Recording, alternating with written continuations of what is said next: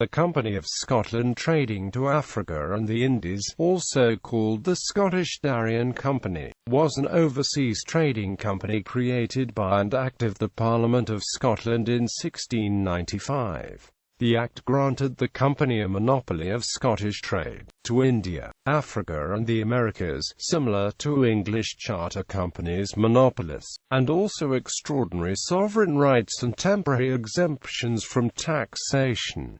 Financial and political troubles plagued its early years. The governors were divided between those residing and meeting in Edinburgh and those in London, amongst whom were both Scots and Englishmen. They were also divided by business intentions. Some intended to trade in India and on the African coast, as an effective competitor to the English East India Company, while others were drawn to William Patterson's Darien scheme, which ultimately prevailed. In July 1698 the company launched its first expedition, led by Patterson, who hoped to establish a colony in Darien, which could then be used as a trading point between Europe and the Far East. Though 5 ships and 1,200 Scottish colonists landed successfully in Darien, the settlement was poorly provisioned and eventually abandoned. A second, larger expedition took up the deserted settlement, but was quickly besieged by the Spanish.